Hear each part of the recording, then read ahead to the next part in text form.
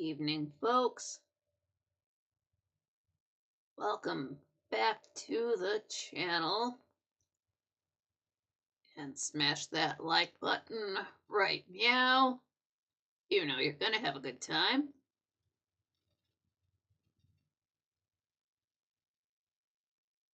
Just getting my screen set up on my side.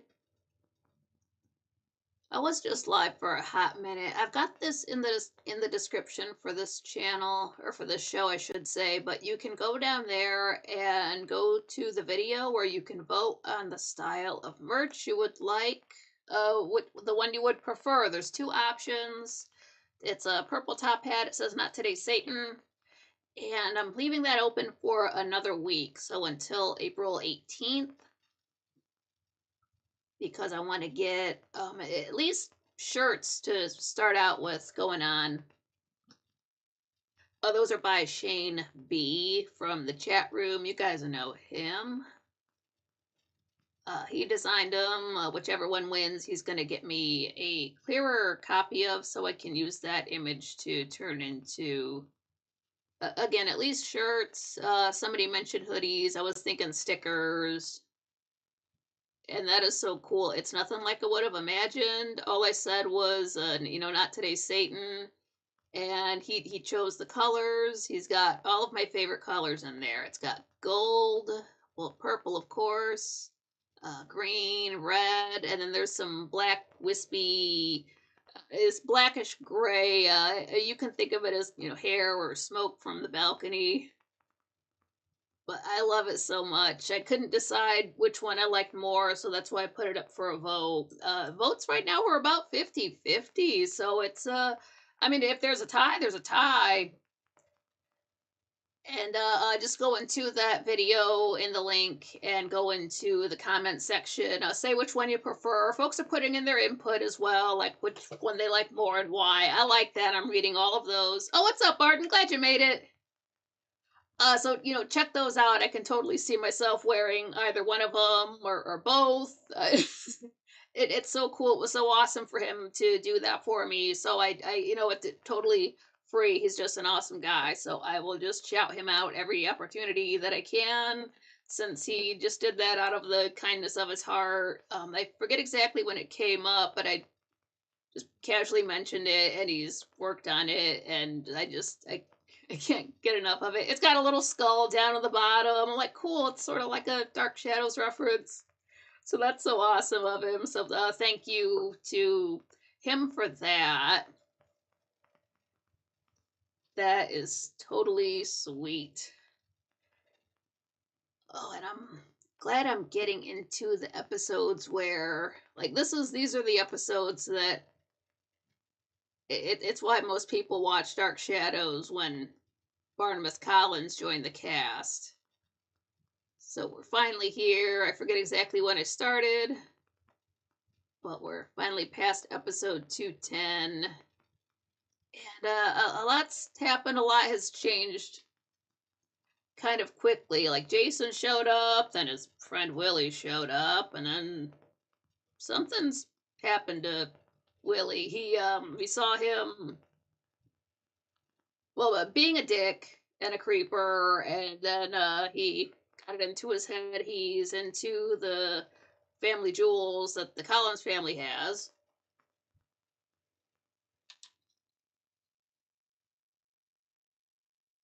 So he decided that he's going to go investigate that. He was told that Naomi Collins was buried with all of her jewels and that she's buried in town. So he goes to the Eagle Hill Cemetery. And the next thing you know, there's this new fella on the doorstep of Collinwood. Says he is Elizabeth's cousin from England, and his name is Barnabas Collins. And wouldn't you know, he looks almost exactly like that portrait that is hanging up in the foyer that's been there for a little while now, that we suspiciously never saw before, but suddenly it's always in the shot now. Oh, what's up, Lisa Gray? Glad you made it. Chore break time just right. Good afternoon. Yeah, what's up, man? Oh, it's so early there. Uh, so yeah, that was the recap from the last review I did.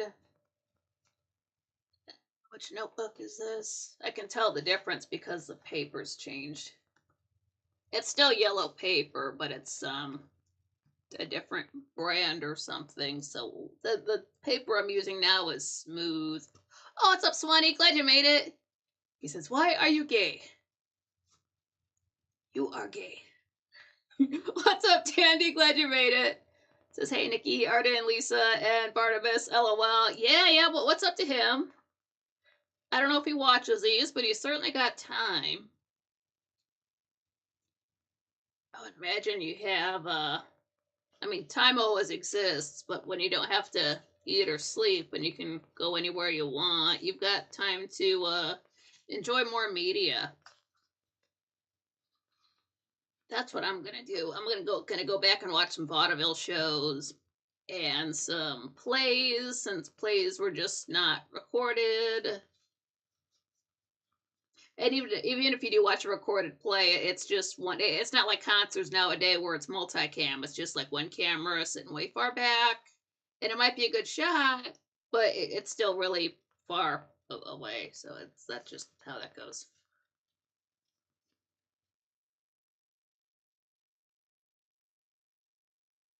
So we are on episode 212.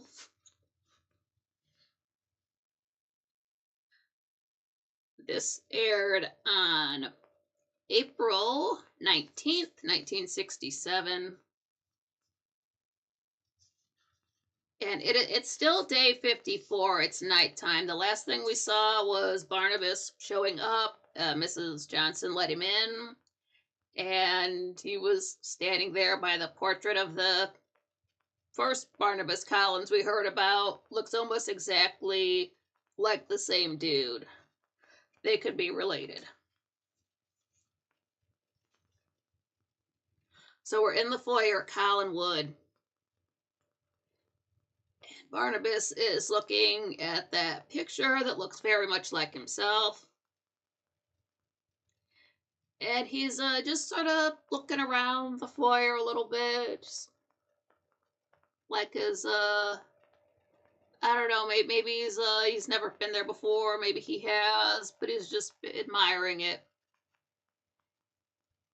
And he takes his coat off and he sets it on the table there. Never mind those hooks. Swanee said, "Should I even know what Dark Shadows is?" Possibly. There's the link to it in the description for the channel and the show. It's a soap opera that began in 1966. It aired for the better part of a year, then it was up for cancellation, so they made some changes. They just said, F it, let's just do whatever the hell we want. And then it went on for another 4 years, and it's such a big deal. They're having a convention for it in the summer to commemorate the fact that it's still popular after having originally aired 60 years ago. So it's kind of a big deal. It's a little bit niche. It's this rich family up in Maine. The town is named after them. They've got hella money. And then suddenly now this dude has shown up. Looks just like a picture that they have hanging in the foyer. Dude has an English accent. And he's just rolled up. Fucking nerds. I know, right?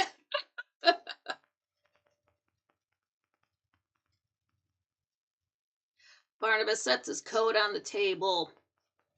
And this is what I was telling you about. I can't do it. But dude just stands there and strikes such a fucking pose. This man knows his angles. But he's standing there. And then from up above, the door opens to the second floor. And there's Liz. After she just went upstairs, she's like, "Well, I'm going to go upstairs, Mrs. Johnson. Don't bother me." And then a second later, knock on the door. This guy shows up. So Liz is coming back down. She gets to the top of the stairs, takes about 3 steps down. Barnabas turns around to look up at her, so they make eye contact, and she just stops. Just dead stop.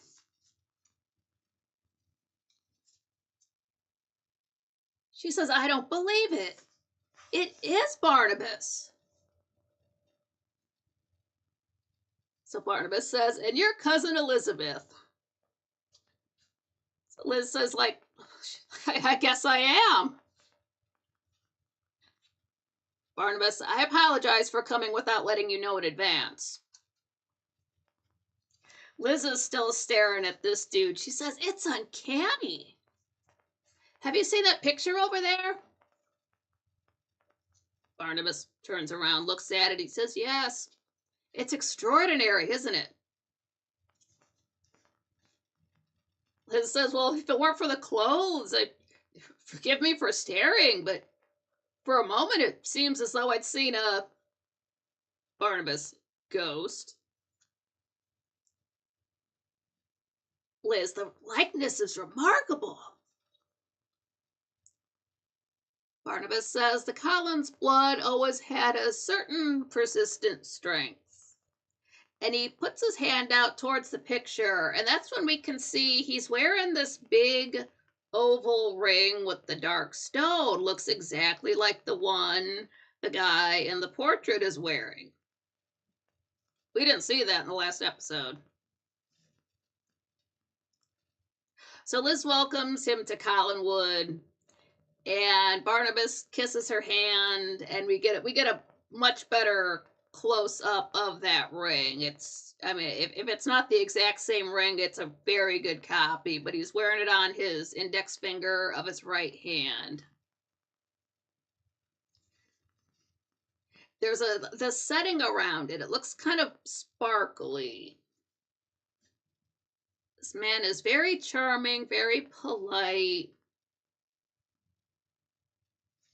Now, I mentioned before I was going to tell you the meanings of rings on fingers, and this is what I was waiting for. Lisa Gray, oh yeah, the ring, yeah. I wonder if it's heavy. But as far as wearing rings, this applied to rings on the left hand, not the right hand, but I guess they sort of can apply to either one except for one instance, and I'll explain what that is. But when someone is wearing a ring on their first finger, that means that they would like to be married. A ring on the middle finger means that they just prefer friendship over marriage. A ring on the ring finger means that you're engaged or married. And then a ring on the pinky means that you never intend to get married. Just for example, if you've noticed, Sam will wear a little ring on his pinky finger. So I don't know, I think he was in love with his wife so much he still is, so he's really not trying to look for another Mrs. Evans. He's just done. But Barnabas is wearing his on his index finger of his right hand, but it's still his index finger. I didn't make that up. I learned it from a book. So, intro, come back in. So Liz is saying that I understood that Barnabas Collins, the son of Naomi and Joshua Collins, died a few years after he went to England. Barnabas says that's true. But apparently the family history didn't tell of his marriage. And the fact that he had a son who proved to be my great-great-grandfather. So Liz, strange that no one ever heard of him. Barnabas, well, when one considers communication in those days, families lost touch over great distances. So Liz says, shall we go into the drawing room? Barnabas says, thank you.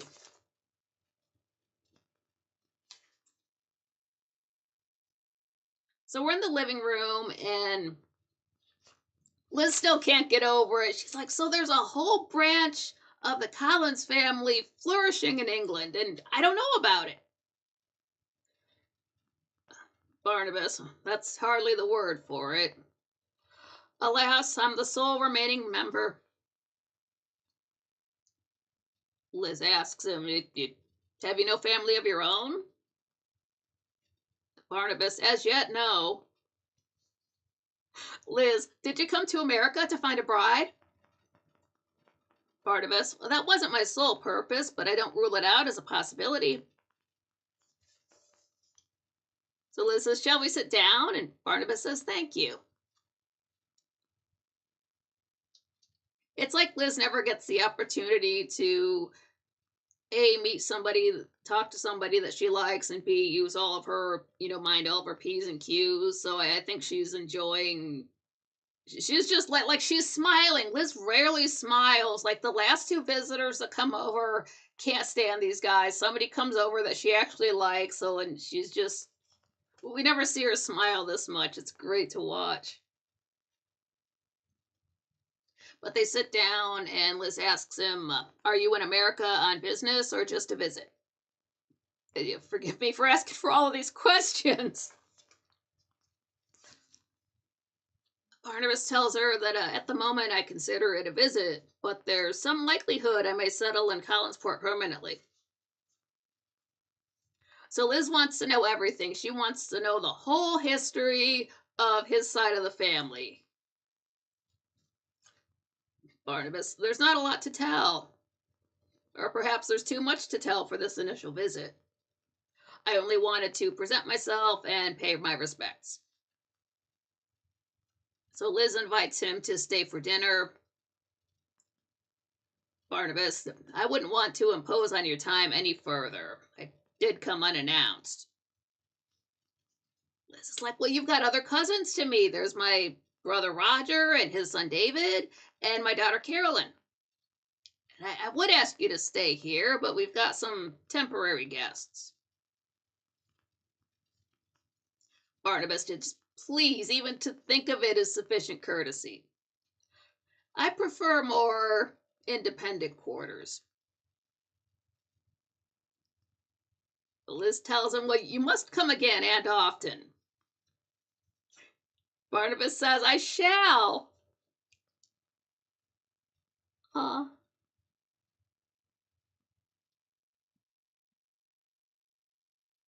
They really seem to enjoy each other's company and they just met. But Barnabas goes up to the window. He says, I've always loved Collinwood. It's just as I remembered it. Liz, but you've never been here. Barnabas tells her descriptions, stories. They've all been handed down from generation to generation. Being here now is like returning to a memory from childhood. Don't be surprised if I know Collinwood quite well. Even the old house near Widow's Hill, where our poor unfortunate ancestors, Jeremiah and Josette Collins, lived for a time. I understand Joshua Collins lived there with his family after Collinwood was built. Liz is kind of shocked. So you certainly were well schooled in the family history. Barnabas, I wouldn't be a Collins if I weren't. And I wouldn't be a Collins if I didn't recognize my blood, my soul, my roots are here. And perhaps my destiny. Forgive me, I do tend at times to romanticize. Promise me you'll pay no attention. Liz, I understand. But Barnabas has to go. Oh, Liz says, well, you must be tired after your trip. Barnabas, yes, it was a long and difficult journey, like coming from one world to another. Liz, is life in England so different from here? Barnabas, no, of course not. And yet so much is different. But Collinwood hasn't changed. I mean, from what I've always heard. And I can't tell you how grateful I am for that.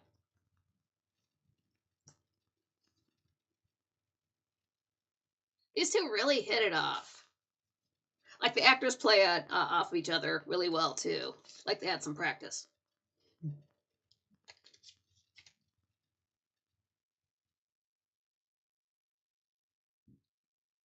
So now we're back in the foyer, and David is walking down the steps with Victoria.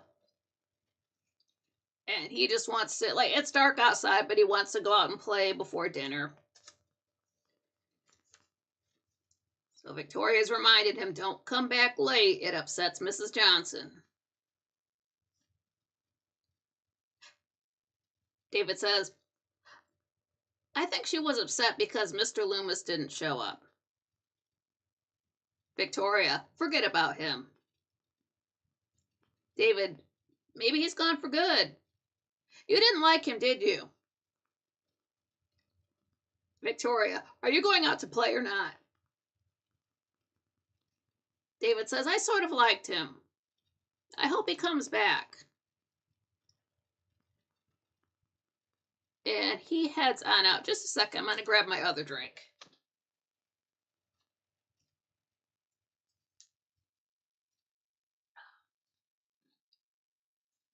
I couldn't take being exhausted all the time, so I'm back on the energy drinks.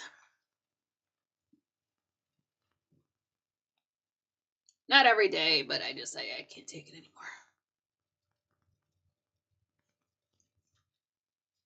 So we're back in the living room, and Liz is saying, look, you must promise to come whenever you like. You're not a stranger, you're family. Victoria walks in, as she must not have heard them. She's like, oh, excuse me. I didn't know you were busy. But Liz is like, come in, Vicky. I want you to meet a cousin of mine. So Barnabas turns around, and Victoria, she almost does a double take. She looks at Barnabas. She looks at Liz like for real? Like that's his real face? But Liz tells her, she says, this is my cousin Barnabas from England. And Barnabas, this is Vicky. She's David's tutor. Well, this is Vicky, Victoria Winters. She's David's tutor. So Vicky says, how do you do? Sticks her hand out to shake his hand. Barnabas says, I'm very pleased to meet you. And he takes her hand and kisses it. Liz, I don't have to tell you he's a descendant of the young man from the picture in the foyer. Victoria says, no, you don't. You look so much alike. Liz says, Vicky's more like one of the family than a tutor. So Barnabas looks at Victoria. He says, do you let them call you Vicky when your name is Victoria? She's like, yes, we're not very formal with each other. Barnabas says, the name Victoria is so beautiful to me. I couldn't possibly surrender a syllable of it. Forgive me, as I explained to my cousin, I indulge in fanciful attitudes from time to time. They're not to be taken seriously.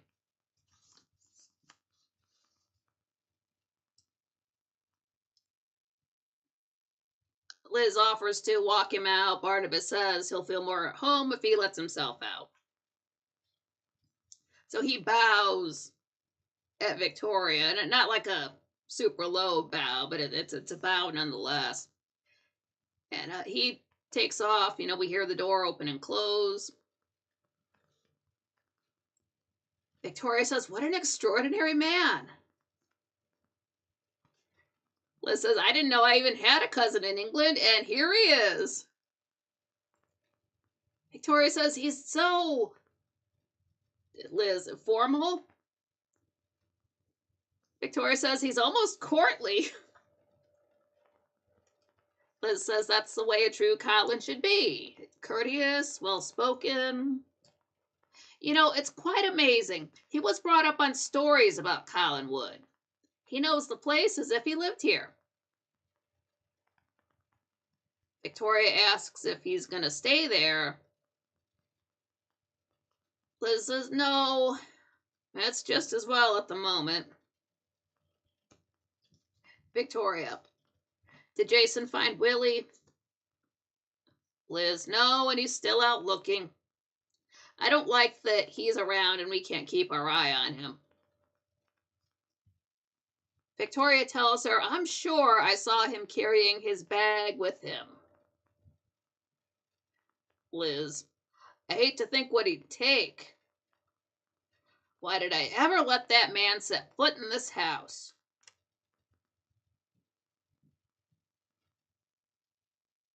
So now we are in the foyer of the old house, and David's just screwing around, playing on the stairs. Like he goes up one step, turns around, and jumps down. Then he goes up 2 steps, turns around, jumps down. I think he gets about up to the 4th step, and he does that, but he sort of lands a little bit funny. He doesn't land on his feet, so he sort of stumbles a bit, kind of crashes on the ground there. But he's facing the camera, so the doors are right behind him. And they open up, and we just see the shadow of someone standing at the door.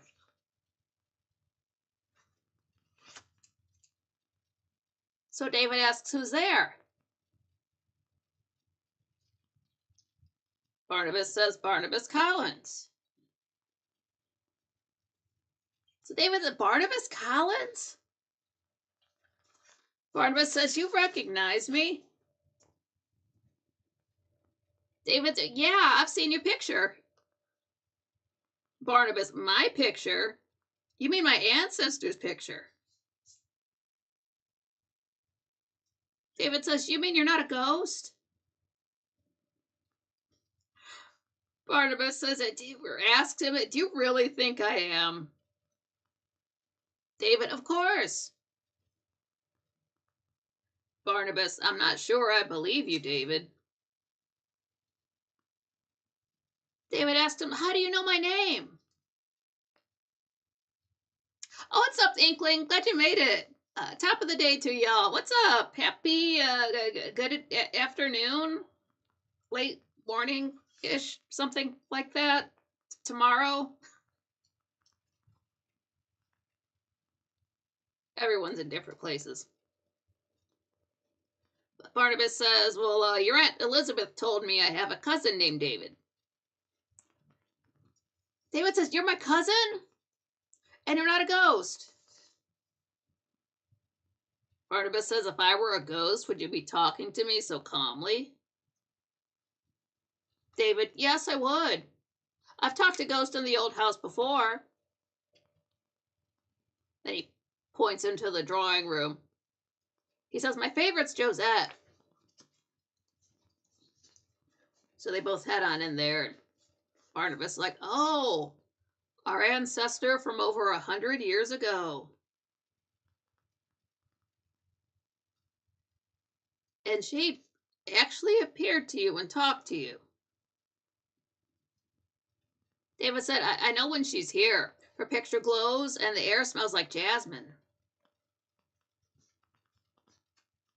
If you think very hard, you can get some kind of message. Do you want to try it? She wouldn't hurt you. She'd help you, especially if you're a Collins. Barnabas says, I'll have to remember that. So David wants to show him around. There's thousands of secret passages upstairs. Barnabas, I know. David, you've been here before? Barnabas, no, but as I explained to your Aunt Elizabeth, I've heard so many stories about Collinwood as a child, I feel as if I've been here my whole life. David says, what about the passageway that leads to a little room on the top of the roof? Barnabas, a winding staircase. and a view of the sea beyond Widow's Hill. David says, and you know what that room's best for? At sunrise, when the sun comes up over the ocean, everything begins to change color right in front of your eyes.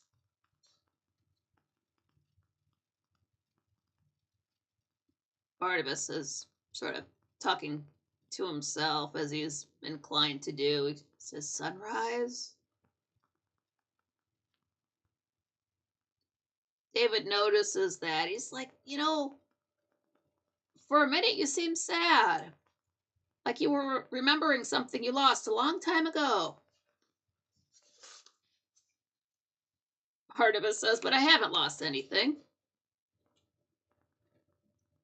David, do you miss your home? Barnabas, I did for a long time, but I don't anymore. He's really happy to be in that house. Inkling says it's 11:30 a.m. on the 12th of April here, and I've just been battening down the hatches ready for a cyclone coming through. Oh my god. That's scary. Ugh. I just wondered, because I know tornadoes turn counterclockwise, but I wonder, like, do they turn clockwise down there? Because it's the other side of the planet. I just thought of that. Wow. Lisa Gray, yeah, no sun for Barnabas. Yeah, he'll have to just, I don't know, turn on all the lights and light all the candles and paint the walls white and wear a white suit. Yeah, it's just not happening. He is rather pale. I know it's black and white, but he is rather pale.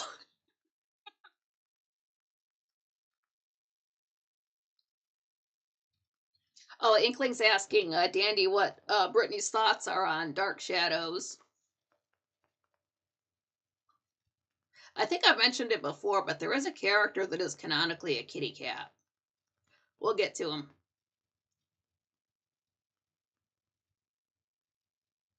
Lisa's telling the Inkling, don't go filming the mayhem. Yeah, don't do like they do in America and film the whole tornado coming right at folks and shooting at eclipses and whatnot. But we're back in the foyer in Collinwood, and David's come back in. Asks Victoria, did Mr. Loomis come back? Victoria, no, and I want you to stop asking about him. So David tells her, I thought I saw him, but it turns out it was just my cousin at the old house. At first I thought he was a ghost, but then I was disappointed to find out that he wasn't. And he certainly knows his way around for someone who's never been there before.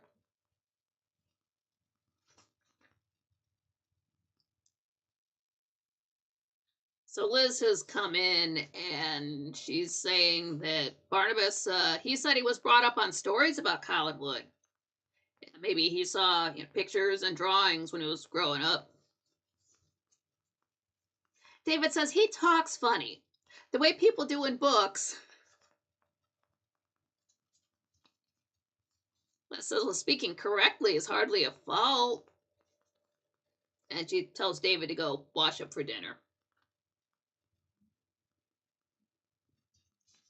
And as David's walking out, he says, he doesn't look a thing like that portrait.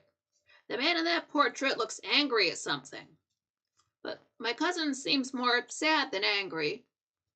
Like he's remembering something he lost a long time ago. Maybe that's why I thought he was a ghost.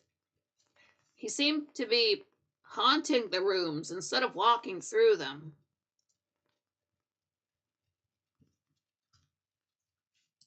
Interesting observation from a kid, but they're a little bit more sensitive to those kind of things. Not sponsored if you see a logo. Oh, so Brittany's listening. She's unimpressed with Barnabas. Aw. I think Barnabas is a cute name for a cat. If somebody was calling their cat and they were hollering for Barnabas, I'd lose my mind. Because where else would they know that name from? And it's just a cute name for a cat. Oh, the Inkling, yeah, the cyclones turn the opposite way there, counterclockwise in the north and clockwise in the southern hemisphere. Whoa, I learned something today. Jules, what's up? Greeting from Maryland, just got here, fell asleep earlier. Oh, yeah, more power to you. Don't get on the energy drinks like I am.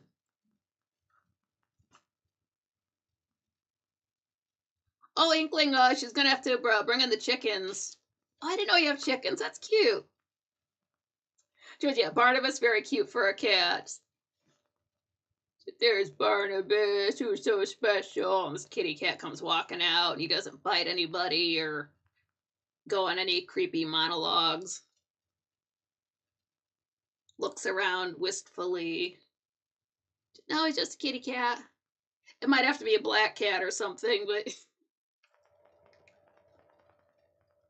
But now we're back in the old house. We're in the drawing room. Barnabas is there, and he's looking up at the portrait of Josette. He says, I was a Collins. Why didn't you protect me? Where were you when I was turned into something that even my own father loathed? If his ghost is here with yours, tell him I've come home.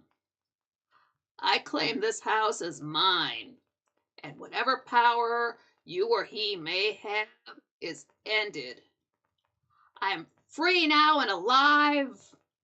The chains which held me bound are broken, and I've returned to live the life I never had. Whatever that may turn out to be.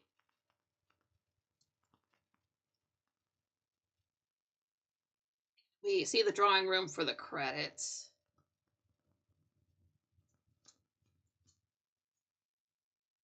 So Barnabas has beat some of the family. Jules says, I knew a cat named Theologian.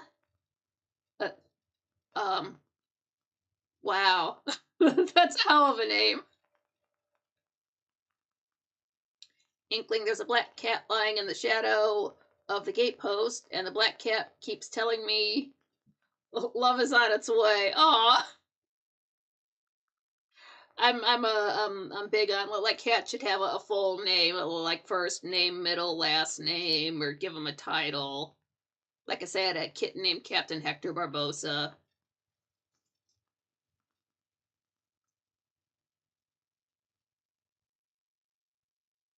Or shouting for I don't know, like Timothy or Barbara, and in comes a cat. Just oh, I thought you had another person here, but so like they would get mail delivered to the house. I'm like, no, that's just it's just Barbara's 3. So already out of college. Oh, what's up, John Rogers? Glad you made it. A happy belated birthday. Oh, Jules, hell yeah. My cat's name is Ammo, short for ammunition. I know that's right. 2A. He's got his CCW. Oh, Dandy said, LOL, I had a Marsha. Yeah, good name for a cat.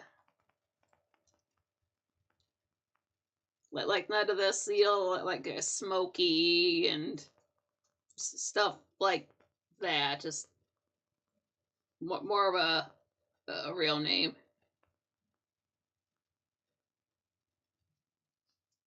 Episode 213 aired on April 20th, 1967. 420 Blaze It.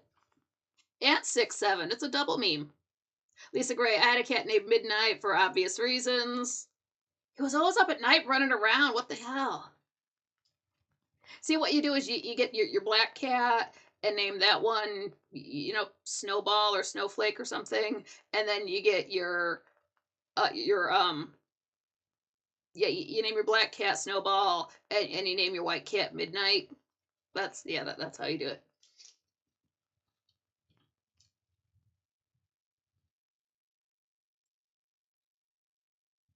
So it's a new day. It's day 55. It's morning.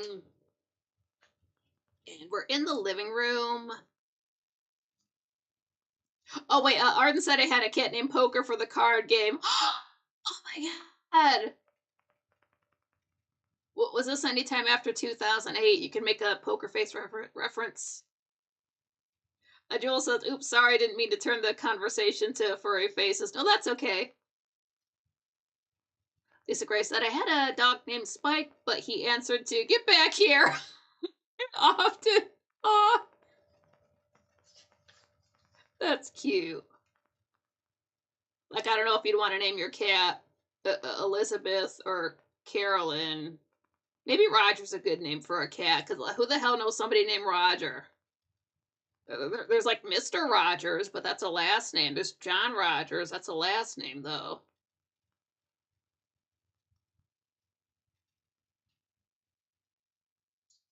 But we're in the living room, and Jason comes in, and Liz is there. Jason asks, was Willie here last night? Did you or Carolyn or Mrs. Johnson see him? Liz, like, no, why? Jason says, well, someone broke in. Everything Willie owns is gone. Liz is wearing, she's got that swirly fire brooch. It's been so long since she wore the one that looks like flames are curling up around something. I can't tell if it's that one or a different brooch, but it's a brooch like that, not like the one that looks like the vortex of a tornado.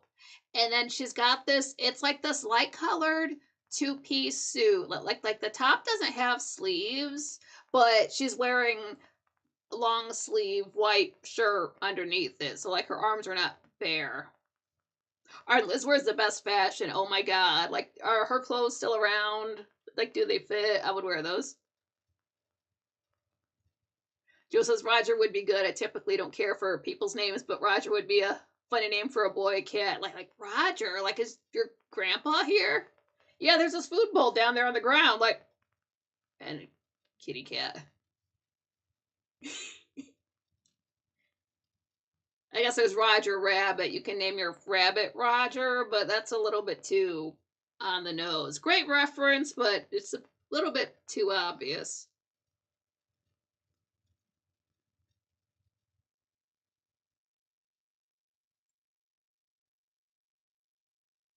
Nobody's seen Willie, but suddenly all of his stuff is gone. Oh, this is also wearing like the single pearl earrings. She's like, well, that's impossible. No one can get into Collinwood at night. Like, they do lock the doors up there. Jason says, well, yeah, Willie has a way of getting past locks. Why should he leave without that money? He'd never do that. Liz says, that reminds me. You owe me $500.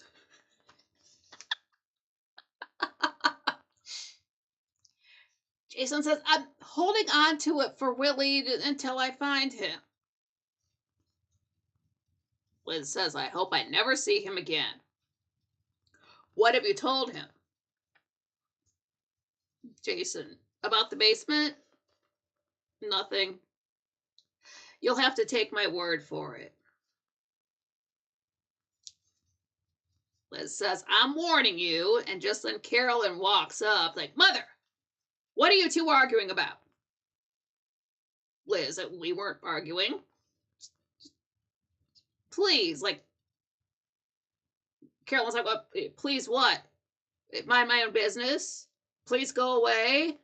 Fine, I will. And she's right back out the door.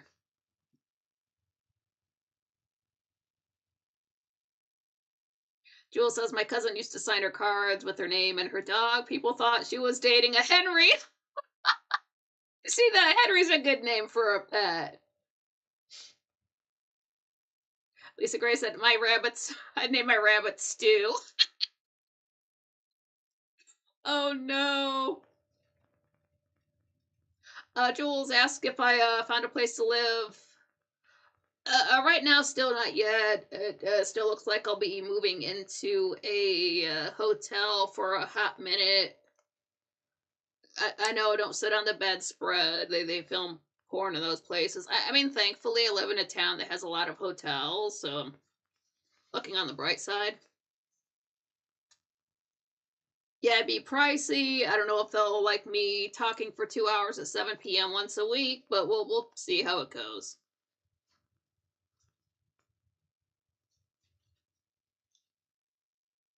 Inkling says it's so nice to see you laugh, Nikki. Oh yeah, yeah. Doing all right. Just I'm quiet all week, then I get to come to these and talk to you guys. I guess I've been through worse, so it's fine.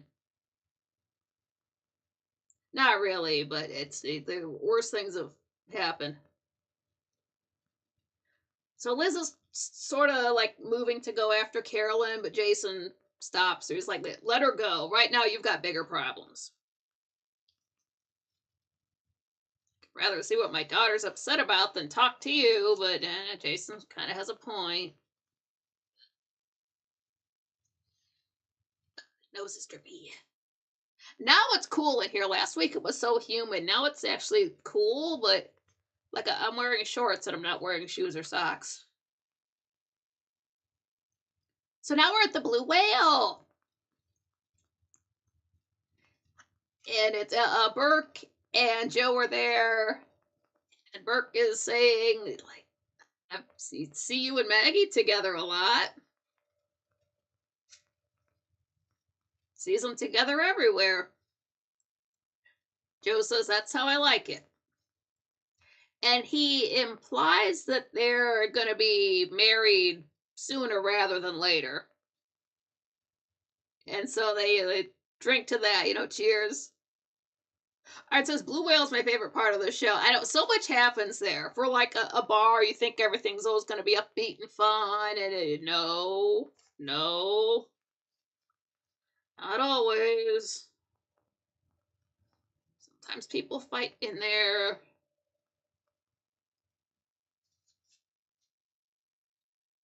But the door opens up. Carolyn walks in, and she says hi to Joe, and doesn't say anything to Burke, like hi,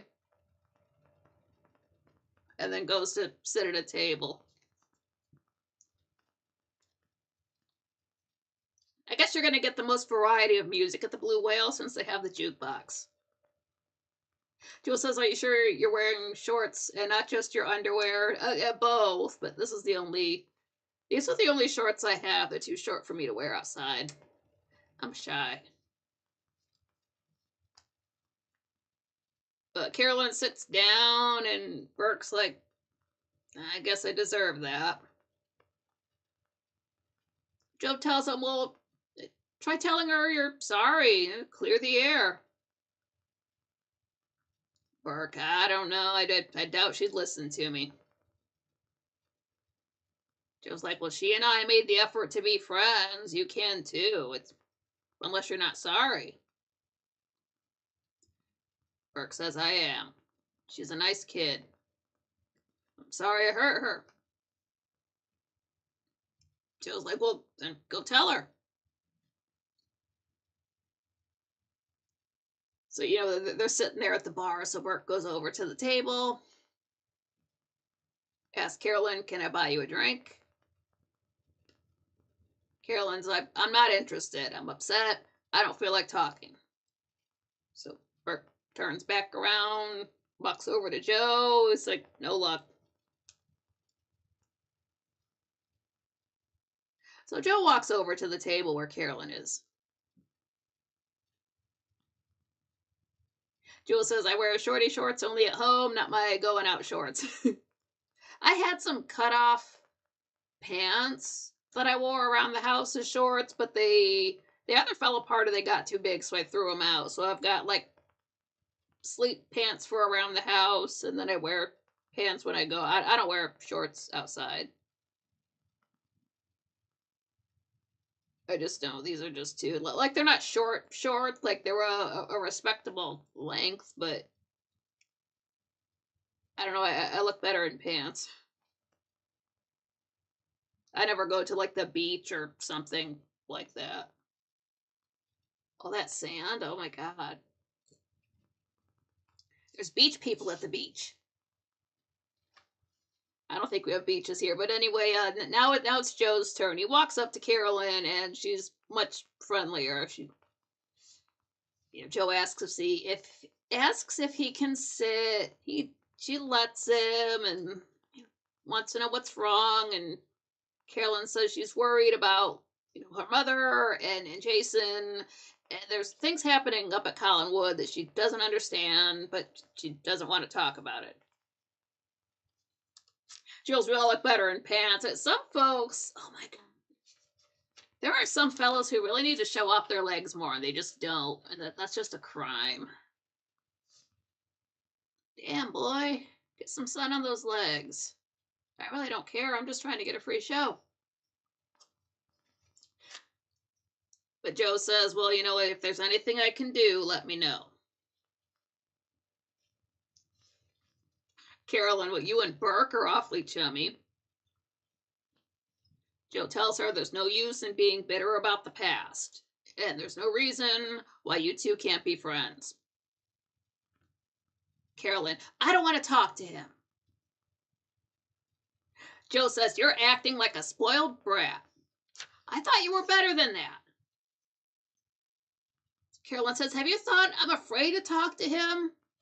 I was in love with him, and I still am. I don't want to be. How many years did they date? She's saying this right in front of him, and he just lets water off a duck's back. I'm sure it kind of hurts, though, but Joe says, you're afraid he doesn't feel the same way about you. Carolyn admits, I know he was using me, but I kept hoping he really cared for me deep down. He couldn't have pretended all of it, could he? Joe says, I'm the last person who would know. Maybe you should find out where you stand with him. Look, I've got to go meet Maggie, but you just think about what I said. So he takes off. Joel says, I was shaving my legs one day in the shower, almost began crying as I looked down and realized my legs now look like my mother's legs. Oh no!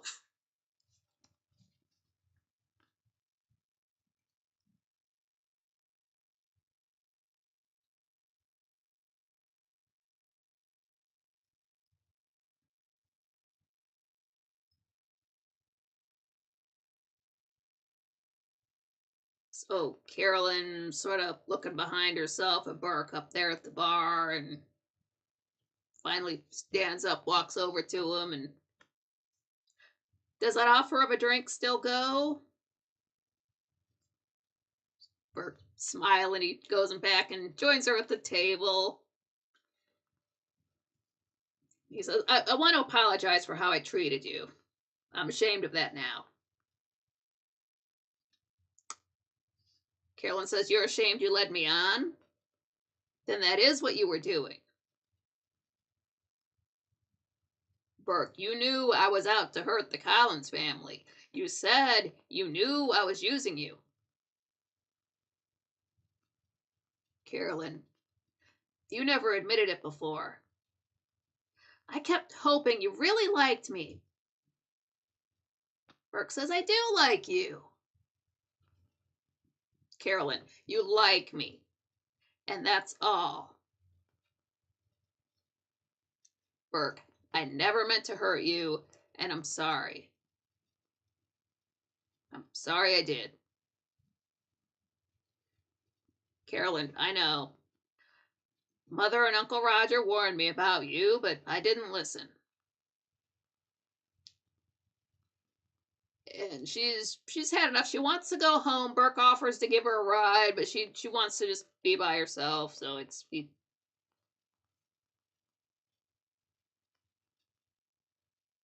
he lets her go, but when she gets to door. He stops. He's like, I wish we were meeting for the first time tonight. Carolyn is the same. But she takes off. She leaves alone. Good for her. She doesn't want to be friends. She wants to be Burke's girl. Not gonna happen, sweetie.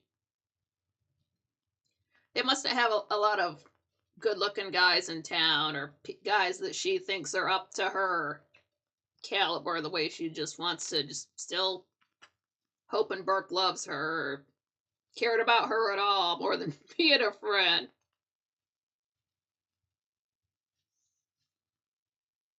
Lisa Gray says, I'm in the same club, Jules. Oh, man. I don't know if I have better legs than my mom. I never stared that much. She was smaller than me, so she probably had better legs. But so now we're back in Collinwood in the living room, and it's as if Liz and Jason, like as soon as Carolyn left, it's like they've been arguing this whole entire time. Because there's Liz. The answer is no. I've already given you $500. Jason says, I'm only holding it to give to Willie, and I'm just asking for a few dollars more. Liz, how much do you want to fuck off for good? So now we're in the foyer, and Carolyn's coming back in, hanging up her coat, but we can hear the doors to the living room are closed, but we can still hear Liz and Jason arguing. Oh my God, but she's hearing Liz saying, like, you've caused me nothing but trouble. Jason says, I helped you 18 years ago. What would you have done without me? Liz says, much better. I wish we'd never met.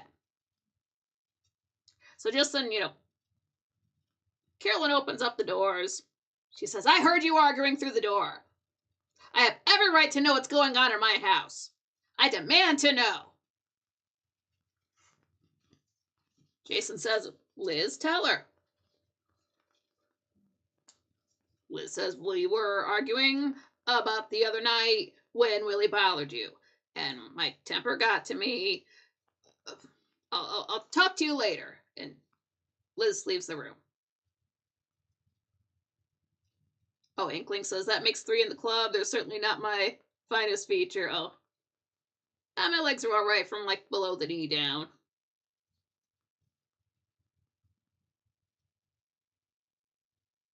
I guess. I mean, I'm not into chicks, but. So now it's just Carolyn and Jason. So she asks him, what were you really arguing about? I heard her say you caused her nothing but grief for 18 years. Jason says that's just how long we've been friends. Carolyn says, I don't think you're friends. I think she's afraid of you, and I'll find out why if it's the last thing I do. Jason says, you'd be wise to stop asking so many questions. You could get Liz into serious trouble. And we see the foyer for the credits.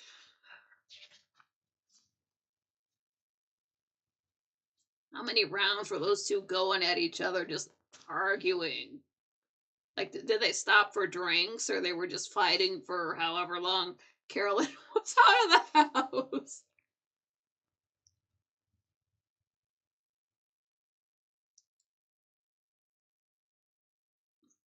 Episode 214 aired on April 21st, 1967.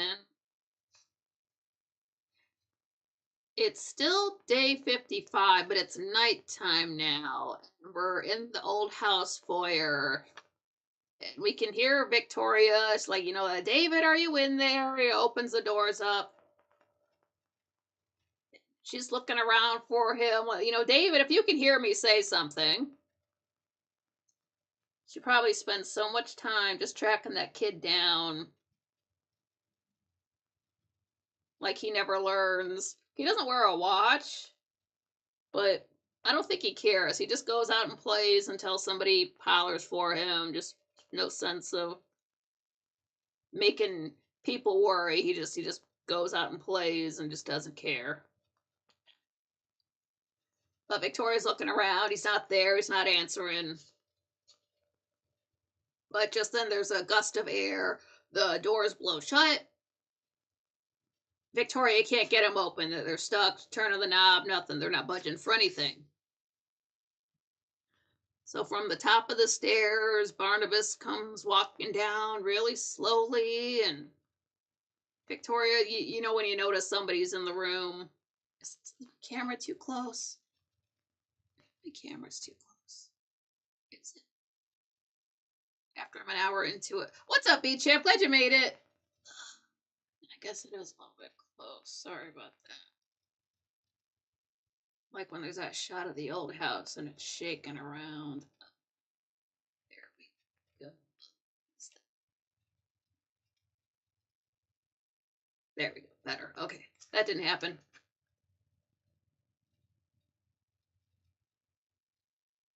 Inkling said, it's nice being read to, Nikki. Kind of reminds me of being a child and sitting cross-legged on the stripy mat at primary school. Yeah.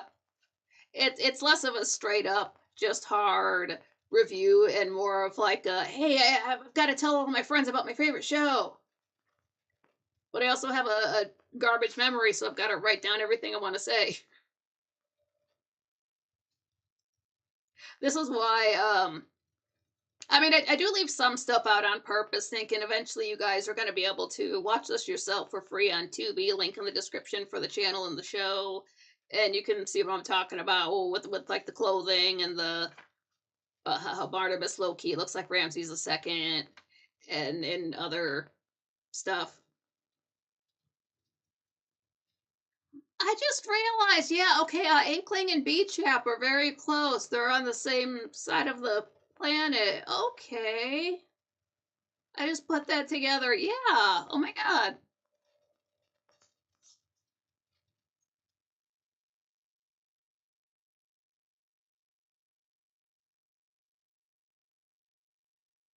Victoria notices there's somebody behind her. She turns around, but oh, it's just Barnabas. She didn't have to be afraid of anything, but he apologizes for startling her. He says, I was just revisiting my ancestral past.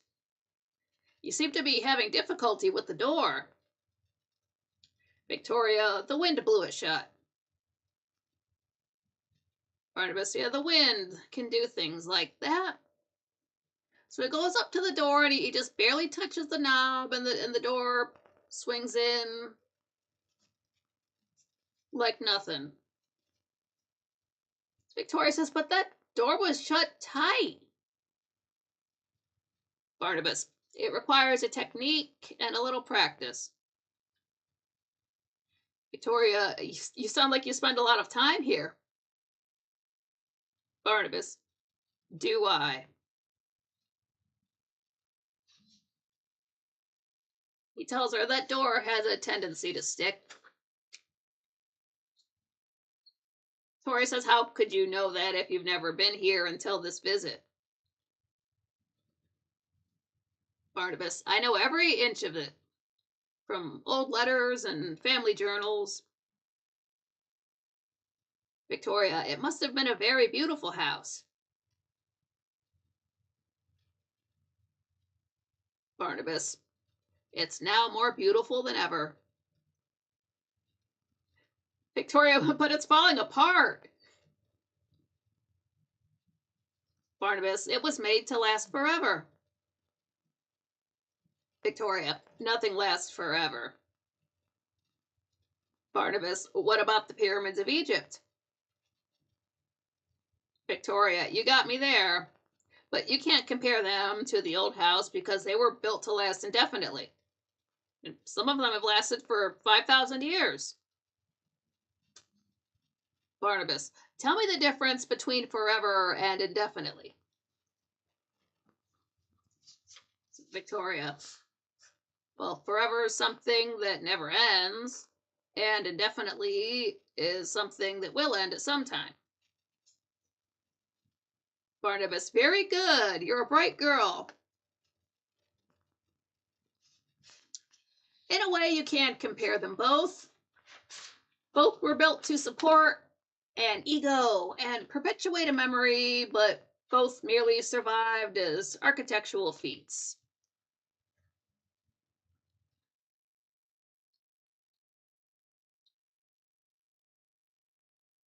Much paper waving am I going to be doing in this episode?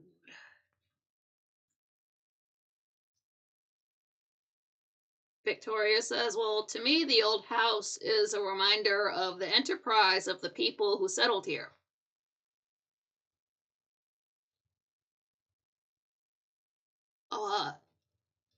Inkling says that Cyclone Vaianu, Vaianu, if it's heading towards Bechapt. Oh, it is affecting him too. Oh my god. Oh, Inkling. Because you're a Kiwi, and then Beachap is an Aussie, so it's all on the bottom part of the planet there. You're local if you use a boat or a plane.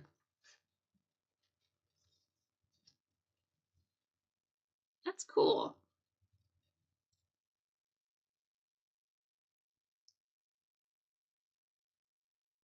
Barnabas says, the design and construction of the old house represented a marriage of the elegance of Europe and the vigor and enterprise of the New World.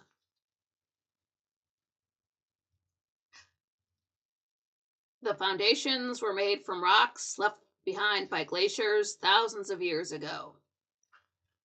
Beams and supports were cut from ancient local forests. Plaster walls made from crushed clam shells and horsehair. Bricks were imported from Holland. That dusty chandelier was brought over from France. Faded wallpaper was especially designed by a Belgian artist. And parquet floors were installed by an Italian craftsman. Moldings were an effort of a Spanish craftsman. It was a house to be envied by a prince. Men were driven to their limits. There were the crippled and the dead. Like the pyramids, one could ask, was it worth it? Victoria, you paint a dismal picture. Barnabas, it is the only true one. He steps outside, it's foggy out there. He says the beautiful exterior belied the hatred and mistrust that lived beneath this roof. The love and happiness that one would expect was never lived by the ones who lived here. This room saw families divide and devour each other.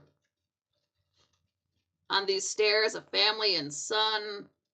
father and son hurled words at each other that would lead to the death of the son. The death? Forgive me. Nothing that ever happened in this house was funny.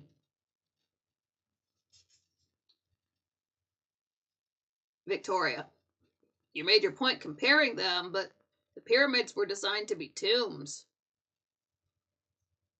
Barnabas, you're right. The old house wasn't designed to be a tomb.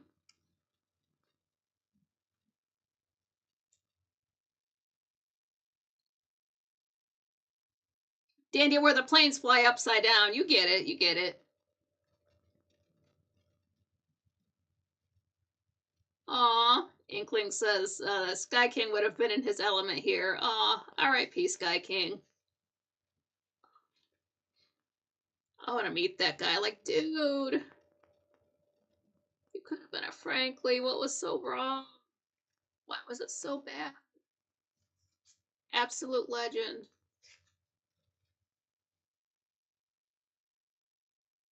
Lisa Gray, R.I.P. Sky King. Damn straight. But I can do this. I've played a lot of video games. So now we're back in Collinwood. We're in the living room, and Roger's just come back from a business trip in Boston, and Carolyn greets him. I guess he used to bring her back something from all of his trips, and she always used to look forward to him coming back, and mentions how he was basically the only father figure she ever had in her life. I don't know, man, except for those 10 years he was gone because he was married to, well, because he was married to Laura, but it's, okay.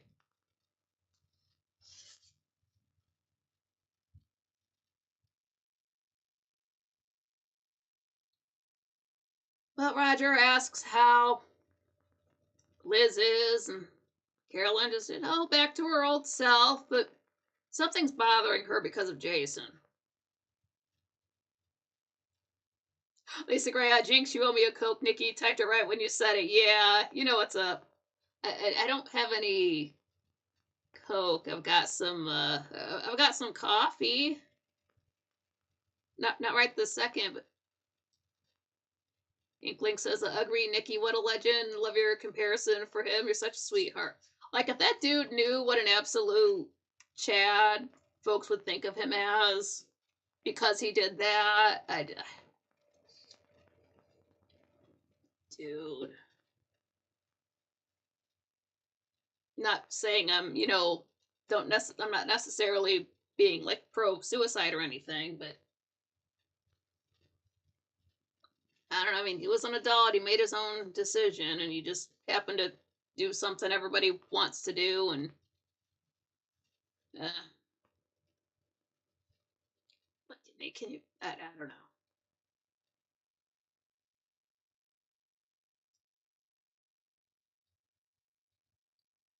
Maybe folks see that and they think, hey, maybe I should stick around on the planet a little bit longer. Maybe it's not that bad. So maybe it's a.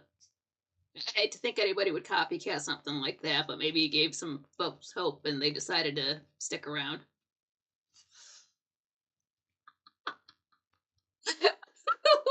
So, there's a saying about him, fly it like you stole it. Oh man, yeah, yeah. Beach Up says I used to play a lot of on the gaming PC, but the PC needs some repairs, something fierce. Yeah, definitely get that thing fixed. Get you some try out some Minecraft. $30. USD. I don't know how that translates into other denominations. But yeah, Carolyn's saying, Liz is just not, something's bothering her, and she knows it's because of Jason. So Roger's like, how many guests do we have now? Carolyn's like, well, Jason's here, but Willie's gone. Roger, oh, well, you can't keep the jet set down, can you? Was he sick of Mrs. Johnson's boiled dinners? Carolyn, I don't know. I'm glad he's gone. And there's another Collins in Collinsport. Barnabas Collins. Roger is like, the only Barnabas I know is the one in that picture. Carolyn says, well, this one is descended from that one. Roger says, I thought I knew all of the family. I wonder what he wants. Just then we can see that the front doors open up and it's Barnabas and Victoria walking in, and I guess Victoria had invited him up to meet Carolyn. So they, meet him in the living room there. Barnabas shakes Carolyn's hand. Like, he's not kissing her hand like he did the other two ladies. I just happened to notice that. But he tells her, you're every bit as beautiful as you've been described. And he shakes Roger's hand. Barnabas says, I've been looking forward to this for a long time. It's reassuring to know there's still part of the family that's still alive. In England, they no longer exist. Roger says, well, we're very much alive here. Barnabas says, "It's that aliveness that interests me." Kind of a creepy comment. But now it's just we're in the foyer and it's Victoria and Carolyn talking. Victoria's asked, what do you think of him? Carolyn says, "I like him very much." Victoria, "Don't you think there's something a little strange about him?" Carolyn, "He's European. He's got that old world charm." Victoria says, it's the way he talks. It's like he's making notes to himself. Maybe it's because he has such a strong imagination. At the old house, he seemed to know all about the construction. He also knew about the arguments that happened there. Carolyn, "Maybe he's a history buff." Victoria, "There's something more. You know how the front door sticks? Well, he got it unstuck with the slightest flick of his wrist. He made me believe he opened that door 1,000 times, like he'd lived there." So now we're in Roger's study. It's him and Barnabas, or he and Barnabas, and they're looking it's full of books. So Roger's pointing out that we keep most of the family records in here. Barnabas looks around. This is a very nice room. Said Roger, "I understand Jeremiah Collins used it for business." Barnabas, he would have liked this kind of room. So Roger, "You know a lot about the family." Barnabas, "Call it a hobby." So Roger offers him a drink, and he opens up. He goes to the wet bar. He pulls out a bottle from underneath, and it's like Barnabas recognizes it right away. He says, "Amontillado." Jeremiah drank it frequently. So Roger's like, "Yeah, Jeremiah Collins owned a vineyard in Spain, and we got shipments of it long after he died. And then just before World War II, the family sold their interest in it." So he pours him a couple glasses. It's sort of like, it's not as dark as red wine, but it's not white wine. It's very just in between looking. In black and white, anyway. So he pours him a couple drinks, hands one to Barnabas, and Roger says, "Shall we drink to your visit?" Barnabas, "To eternal health." Rogers, "Eternal health? Eternal life?" Barnabas, "To the Collins family." Roger, "Well, that's a rather long time, but I'll drink to it."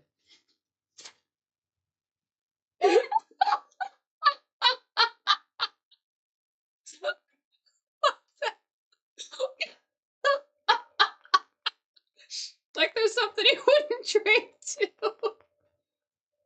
It's a rather long time, but I'll drink to it. It's one of my favorite lines from him. Okay, stop. Oh, damn. Hold on, I'm crying.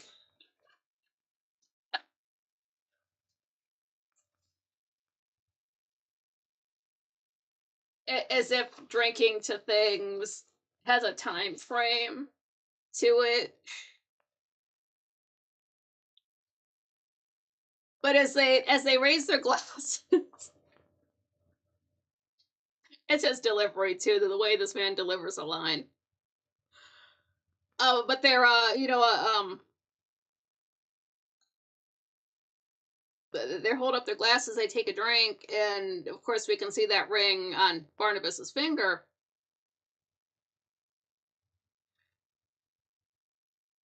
And Roger's eyeing it pretty hard. So, "May I see that ring?" Barnabas offers his hand. We get a very good shot of it. We can see the ring better here than when he was kissing Liz's hand when he first showed up. So we can see it did look like it was sparkly around the actual stone, but what it is, it's these very small concentric rings. So like from a distance it's sparkly, but it's not like it's got diamonds around it or something like that. It just, these grooves in the metal. But it's still really pretty. And Rogers is just holding his hand, just staring down at this ring. He's saying, like, I saw that ring all my life in the portrait.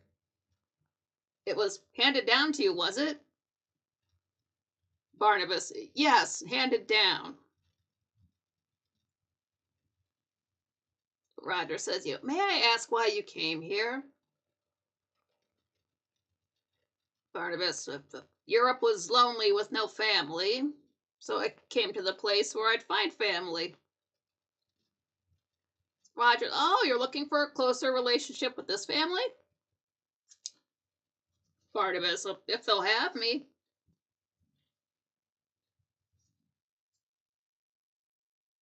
And he mentions that he doesn't want to go into business in the area. He says, is there a small shipyard in Collinsport? Roger, yes, though they haven't been building many ships lately. Is that your line? Barnabas, yes, just like the previous Barnabas Collins. All right, cool, he was a shipbuilder, all right.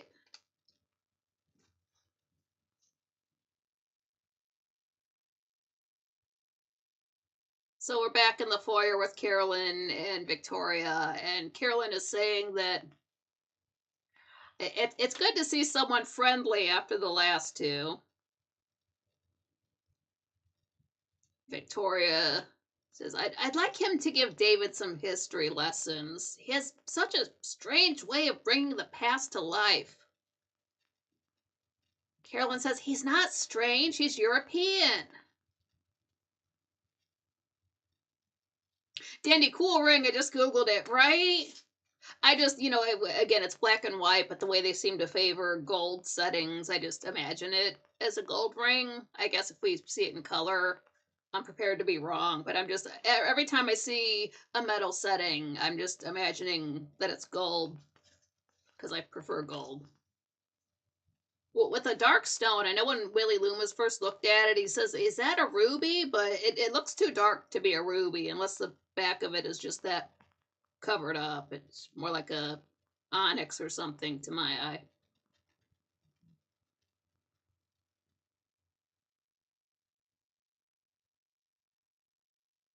But Barnabas has got to go.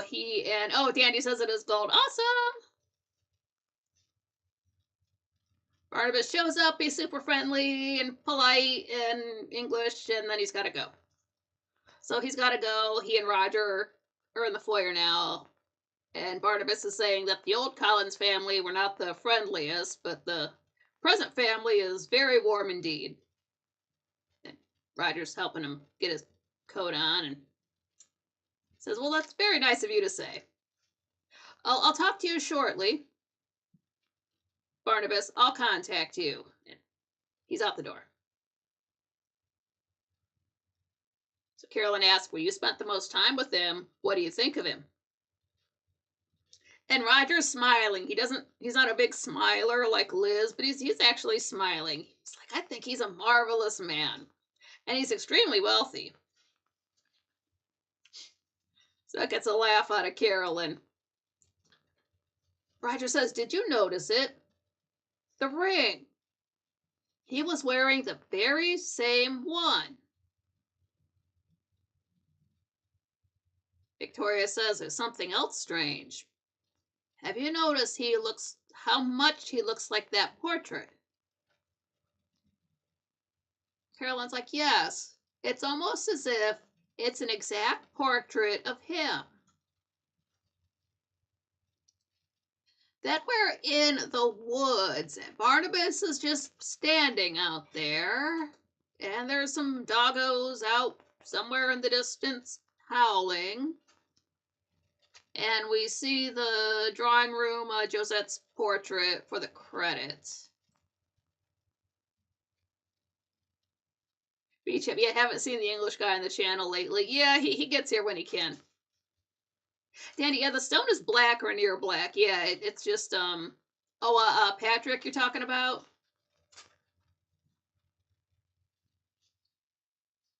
Obsidian. Yeah, there we go. Thank you. I should have thought that. Oh my god.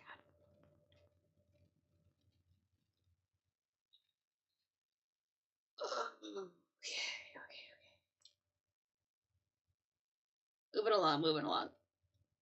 I think I said this in a little preview video that I did. It feels like I'm not covering a lot of episodes, but there's so many changes and just, new characters joining the show that everything slows down, and I want to get some things the way the actors say it versus the way I would interpret it.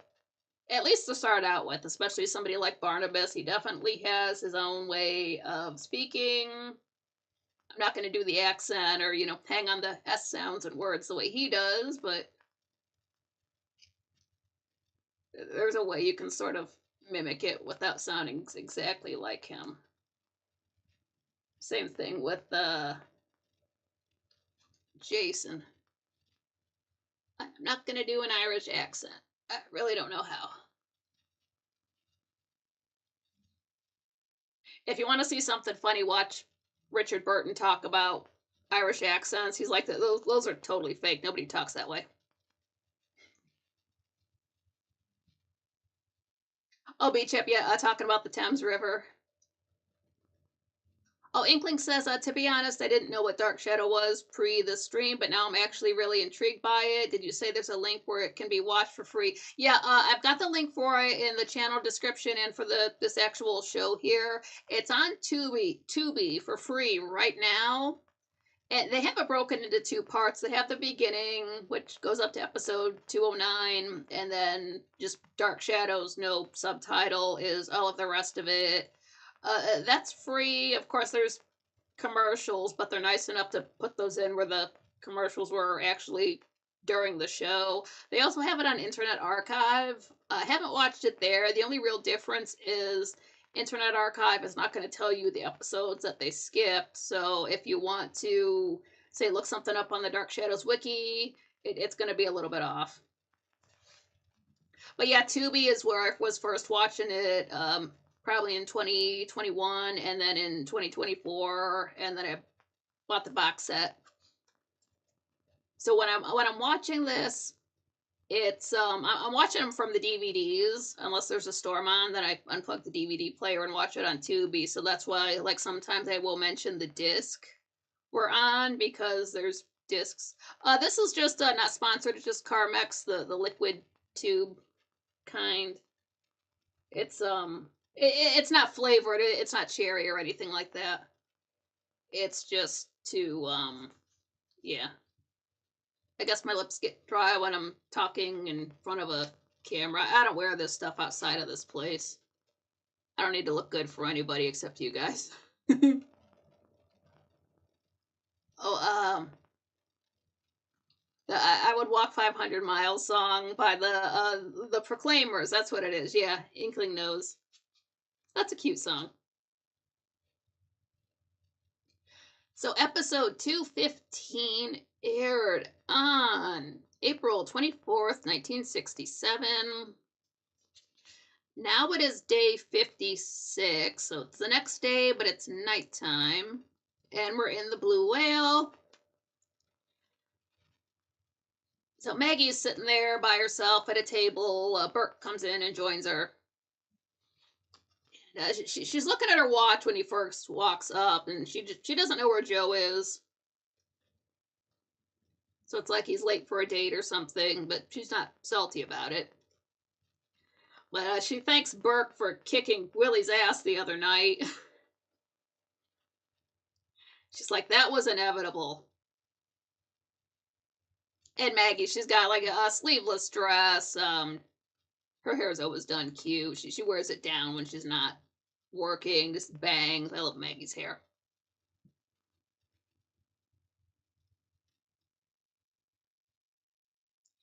Burke's like, yeah, I haven't seen Willie around, but if he comes back, I'll throw him out again.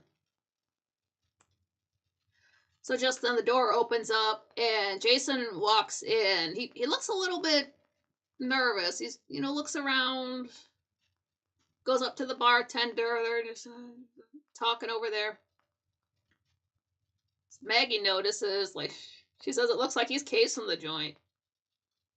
Maybe Willie did leave.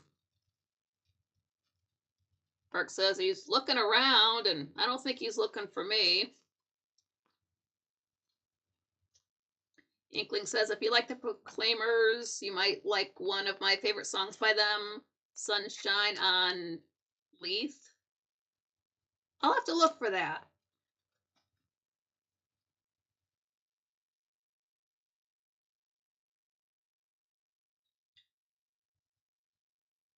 Burke, it doesn't look like he's looking for me, so he goes right up to Jason. But he tells him, I haven't seen your shipmate around lately. Jason just, oh, well, then you must be very pleased. Burke says, I don't like to presume anything. Has he gone?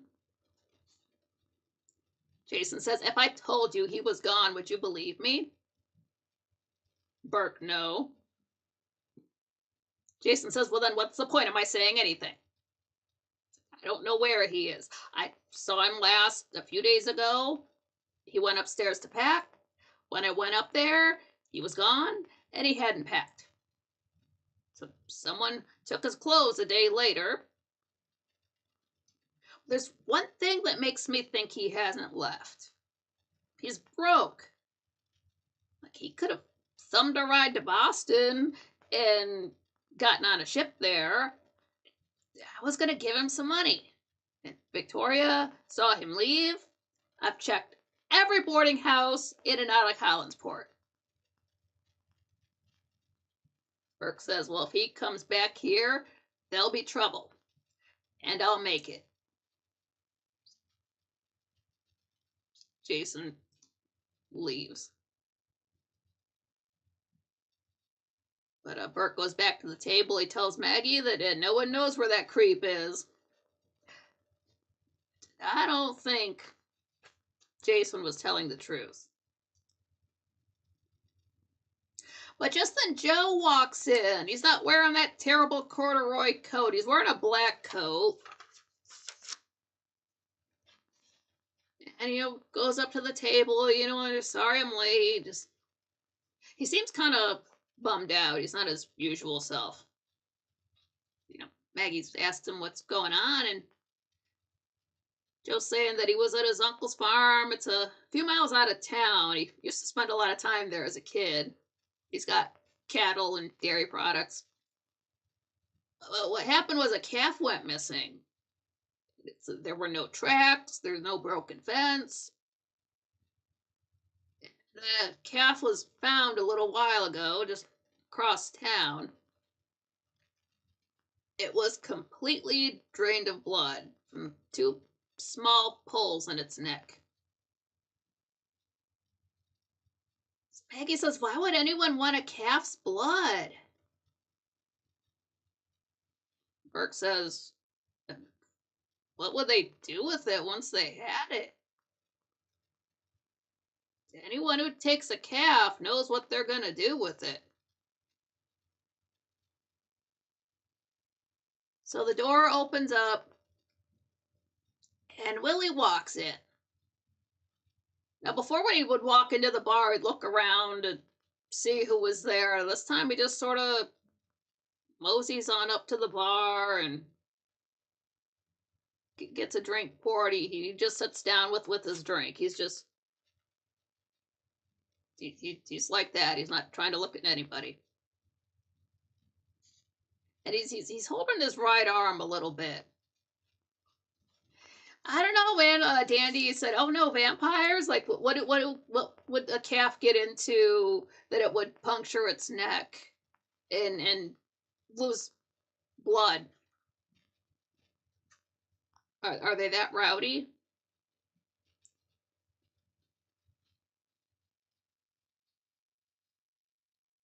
And I had to check. I'm like, wait a minute, wasn't Willie wearing his darker coat before? This is a lighter colored jacket. I went back and checked the episode too. It wasn't just my memory. So, like, I guess that's where his clothes went, because suddenly he's wearing a lighter colored coat than when he was opening up that casket. So, okay, we sort of know. We don't know how, but he got his other clothes. But he just seems a little bit just unsteady. So Burke walks up to him. It's like, took a lot of nerve for you to walk in here. You remember the last thing I told you. Willie's, again, he's not looking at him. He's, he wanted me to get out of town. I won't make any trouble. I'm sorry. Burke says, you're apologizing? Willie just, yes. Burke, I'd have thought you'd come back in here swinging. Willie, no, I wouldn't do that.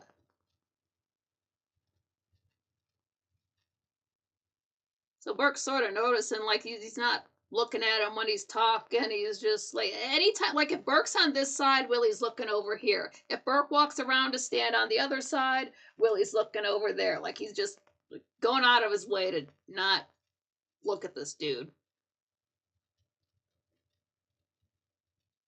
But Burke notices this. He's like, are you all right? Willie just, yeah. Burke's, you're not hurt from the other night, are you? Willie just, no. Burke, what's the matter? Willie, nothing. Burke says, you haven't touched your drink.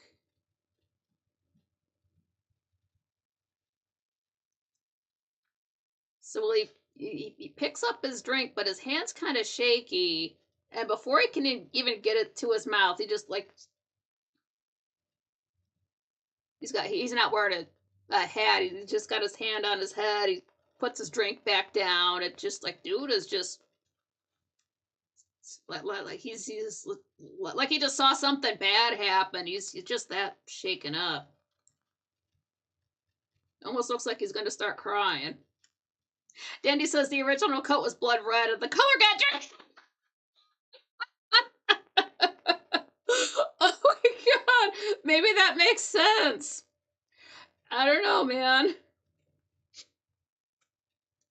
You can tell that they put a little bit of eyeliner on him too, to just make him look more just out of it.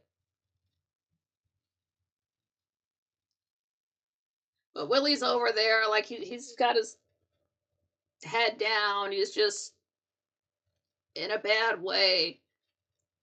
And while he's sitting there like that, the door opens again. There's Jason coming back in, and he sees his friend, but Burke's right there, so he kind of gets him away. He's, like, Burke wants to talk to him first. He's like, hey, man.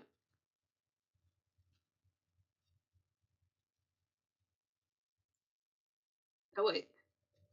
Is that what happened? No, yeah. Oh, yeah. Burke asks Willie, what is it? Willie's just like, just leave me alone, please. But that's when Jason walks in. Burke kind of like corrals him away from his friends. It's like, look, man, your pal's in bad shape. Something's wrong with him. Jason says, what do you mean? Burke says his whole personality's different. He's shaking like a leaf. I think he needs a doctor, that maybe he fell and hit his head during that fight. Jason's like, no, he was perfectly normal the day after. Burke's like, oh, see for yourself.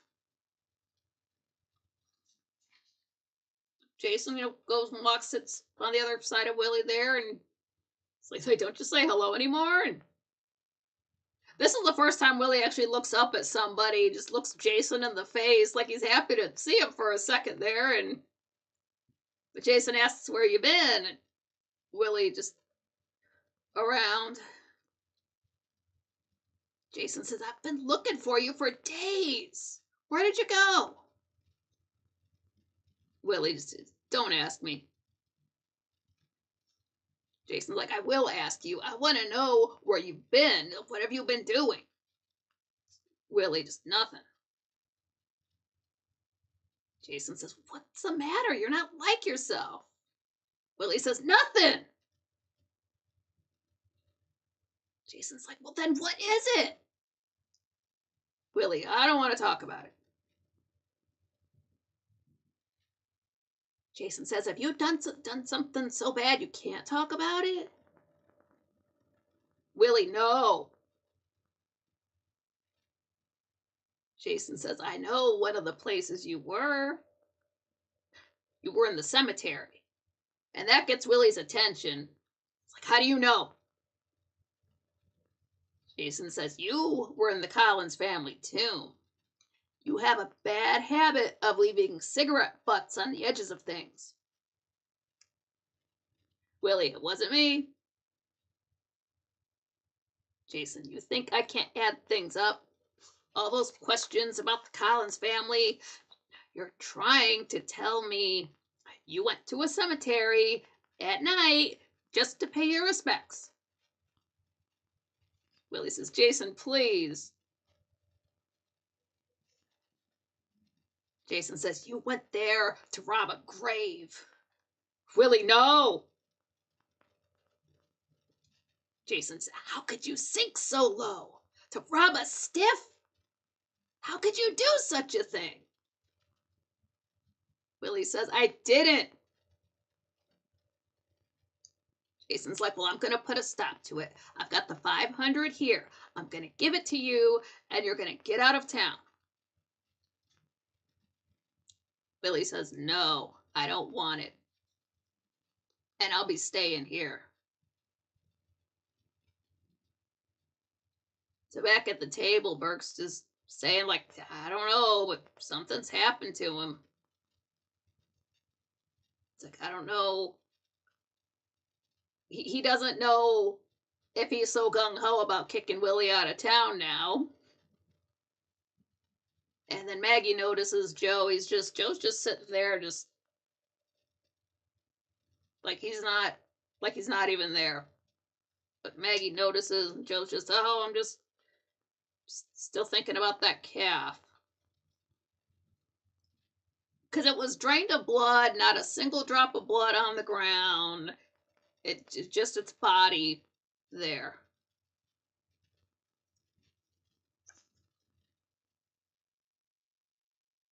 It's back over at the bar. Jason's saying, like, look, you can't stay here. Willie says, please, I can't help it. Now, don't make it any rougher than it is. Jason says, what can't you help? Willie says, nothing. Jason just, I can't figure you out. You're in big trouble. So Willie says, please, will you leave me alone? That's when we really notice Willie's right sleeve. Like he's wearing a coat, he's wearing the slider colored jacket, but it's got a bunch of little, just drops, a bunch of little dark colored specks on the wrist of this jacket. Jason's like, what's that on your sleeves? Willie covers it up. It's just nothing. Jason says, why are there specks of blood on your sleeve?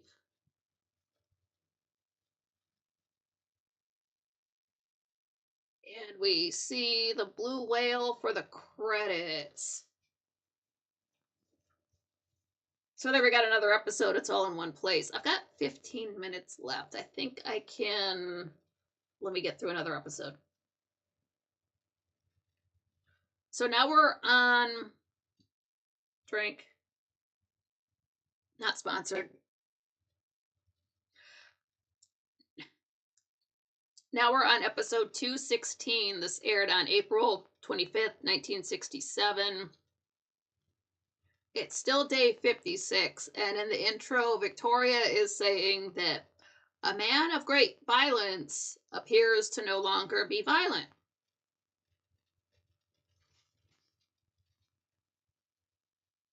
Certainly doesn't seem to want to fight with anybody. He's just all frazzled up.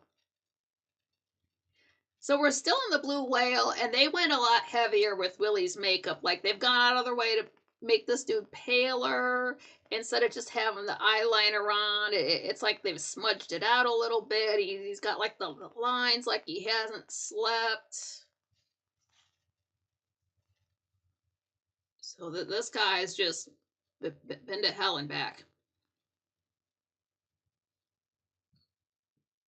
But it's like we're picking up right where the conversation ended off in the last episode. Jason says, I want to know what that blood is doing on your sleeve.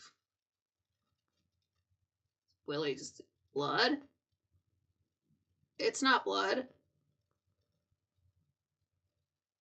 Jason says, you were in a fight, weren't you? Willie says, I don't want to fight. Jason asks, well, will you tell me what you've been up to? Willie's like, nothing. Like, I gotta get out of here. And he goes to jump up out of his chair, but Jason grabs him, keeps him there. He's like, first you're gonna explain that, points at his wrist. Willie just, it's only dirt. It is, please. Jason's like, look at it. You try to tell me that's not blood. It's like he's holding his wrist up for him to see. Willie's turned away from it. He's like, no, please, I don't want to look at it. Don't make me look at it. Jason says, I'm only trying to help you. Willie stands up and he goes over to the jukebox, but he's not walking up straight. It's almost like he's stumbling over and then just leaning on the jukebox, like this dude can't even hold himself up. Lisa, yeah, Willie's Barnabas' flunky. I wonder how they met.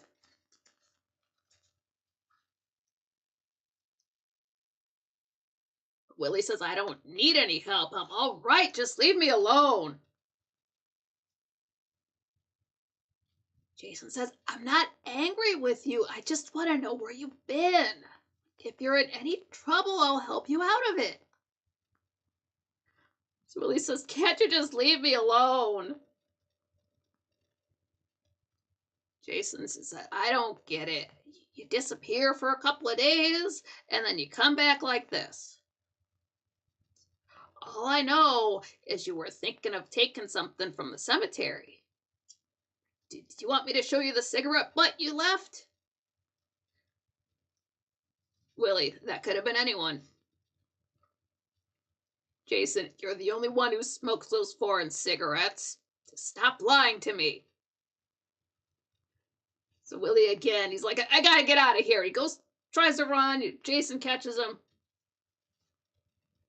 He says, you're gonna get out of town, but first you're coming back to me, or with me, to Collinwood. Willie's like, Collinwood? No, why?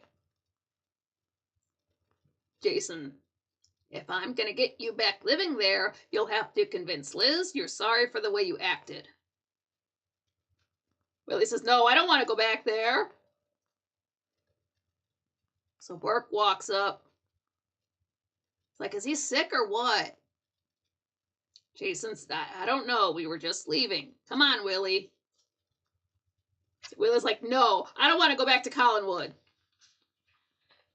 Burke says, Collinwood? I thought he was going to get out of town. Jason, he will, but first he's going to apologize to Liz and Carolyn. Willie says, I said I don't want to go back there. Burke says they wouldn't want him up at the house. Jason, Liz is a very good friend of mine, and if Willie insulted her and Carolyn, he's going to apologize. So Willie says, I apologize. Jason, you're going to have to do it in person. Burke asks, does he always pull a switch like this? Jason, don't worry about him. Willie's talking to Jason. He's like, just please let this go. Jason's like, you want to finish your drink first?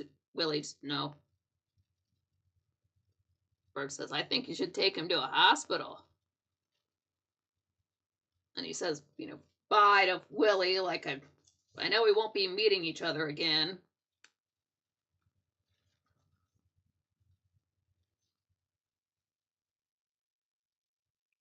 So he leaves. Jason's telling Willie, drink your drink. Willie says, I'm not thirsty.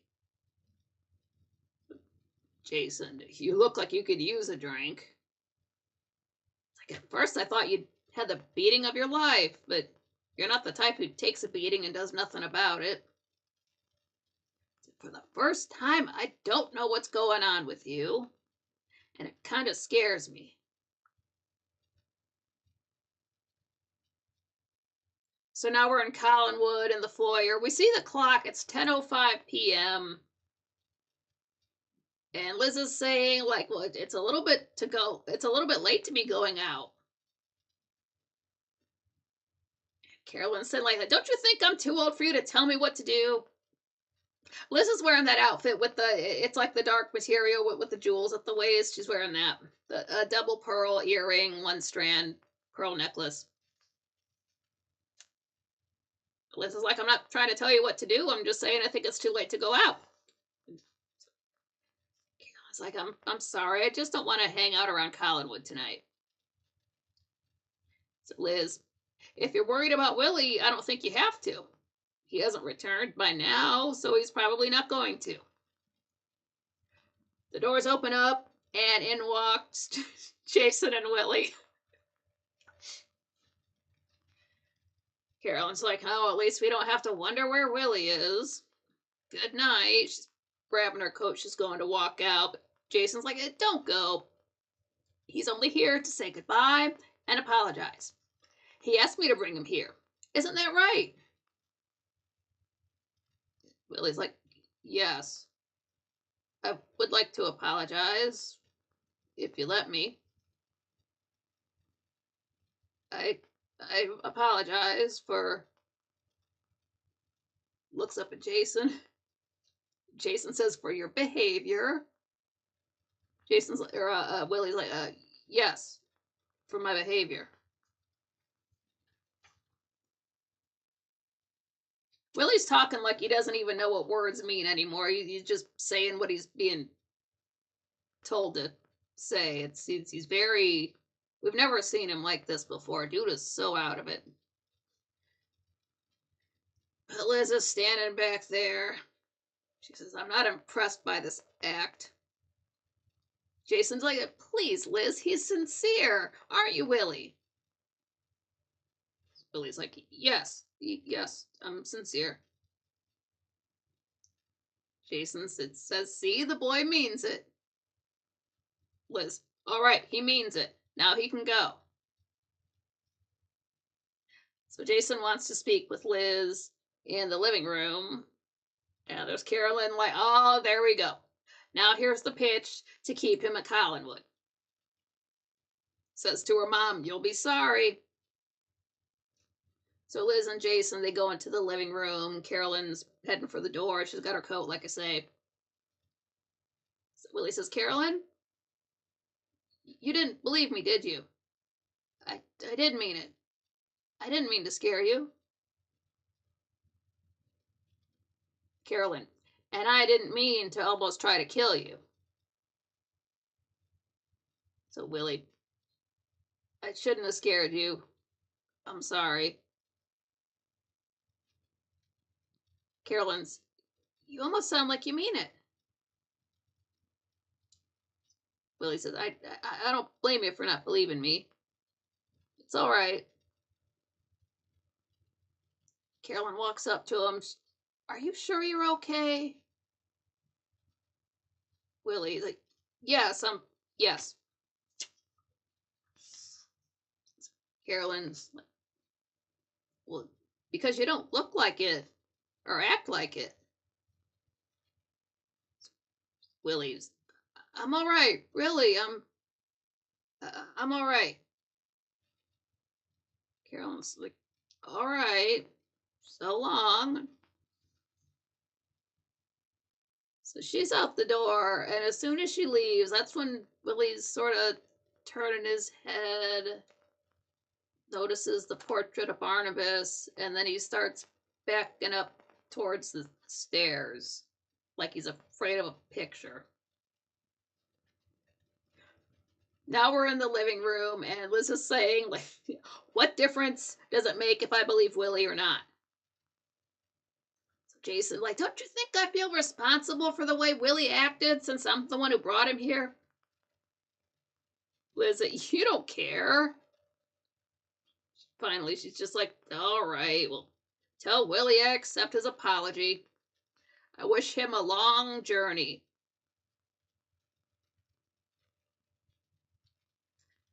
So we're back over in the foyer, and Willie is just trembling at the sight of Barnabas's picture. It's like he's pulled towards it, but he doesn't want to look at it. So he's just backing up towards the camera real slow, and he can't stop himself. He just has to look at it. So then we're in the living room, and Liz and Jason hear Willie yell. So they run into the foyer.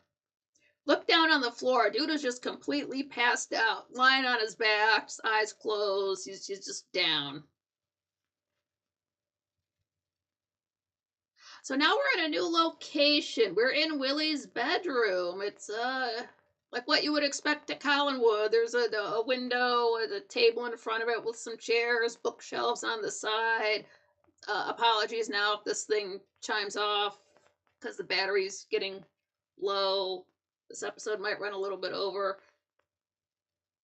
But he's just lying in bed. He's still out for the count. We see some hands come up by his neck.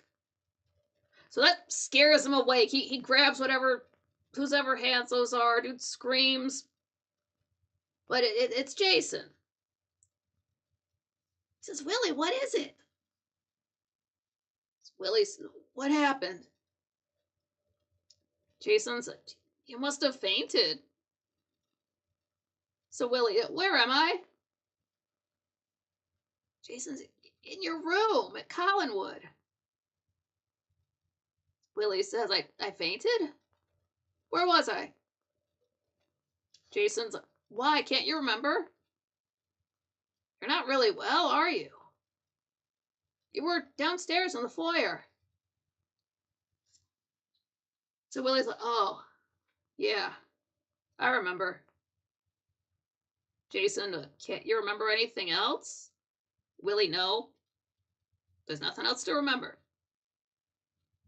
Jason says, you better lie down. Willie's like, no, I gotta leave. You gotta go away. Jason says, I'm sure Liz can be persuaded to change her mind. You're in no condition to go anywhere now. But I'll go down and talk to Liz. So Willie says, tell her I apologize. I'm sincere. Jason says, you really mean it, don't you? Willie he just collapses back. Dude was just completely, it's like it's taken all of his energy to talk, and he's just lying back down, can barely keep his eyes open. Just, yes. Jason says, I don't get it. You can't be that sick. He leaves. He's going downstairs. So Willie's by himself. He's lying there, and he's almost like he's gonna start crying. He's like, I said I was sorry. I said I was sorry.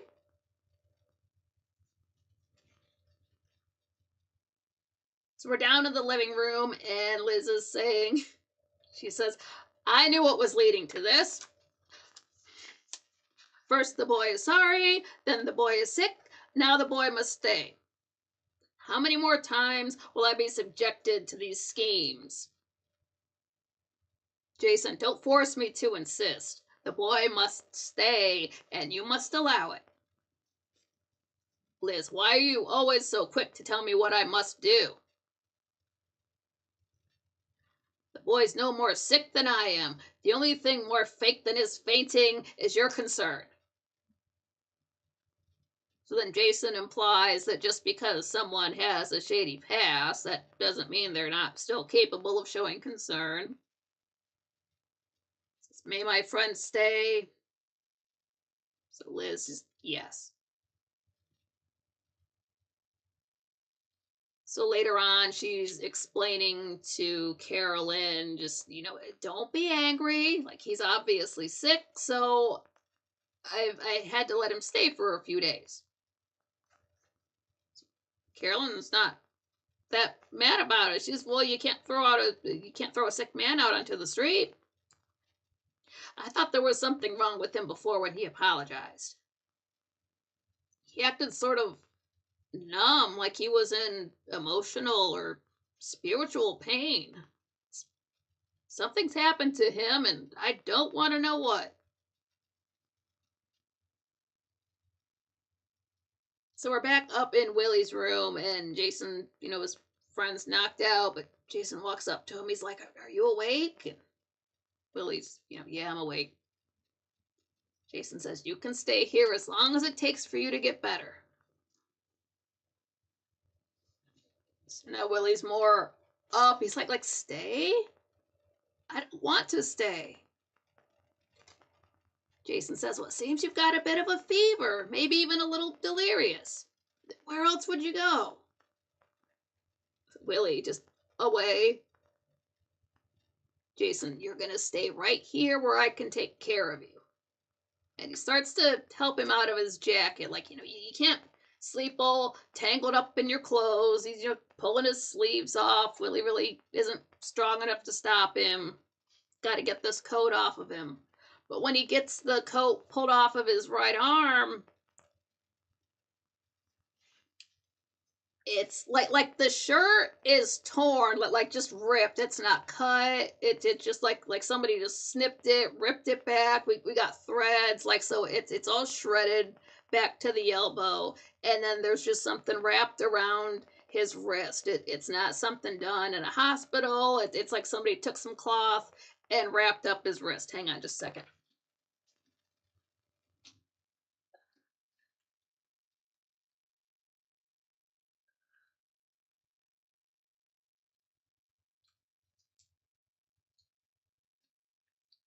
Yeah, I see. I know. Oh, this episode's running long. That's my bad. It's okay. Just had to get it on the charger there.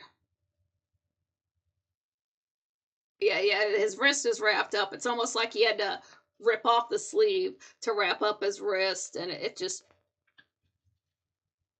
again, not professionally done. But Jason sees that. It's like, you're hurt. You should have mentioned that right away. You probably fainted from loss of blood. Willie says, blood? It's nothing. Jason says, let me look at it. And Willie, he's got his hand on his wrist, and he's like as far back up on the bed as he can just get away from his friend.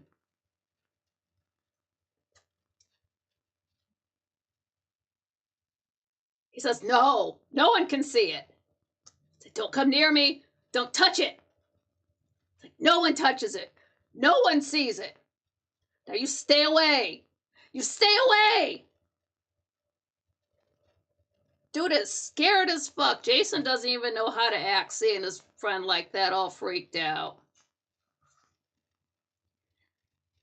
And then we see Willie's bedroom for the credits. So he went through something. His wrist is messed up. His mind is messed up. And he won't say anything about it. So he was gone for a few days, and now he's completely fucked up. acting completely different.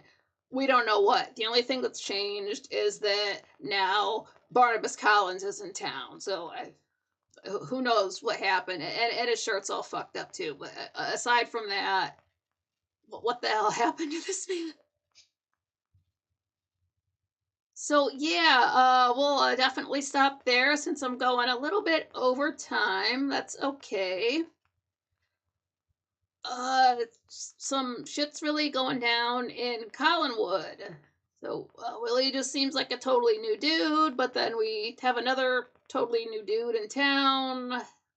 It's getting really interesting, really scary on the show here. But yeah, again, you can watch this for free right now on Tubi.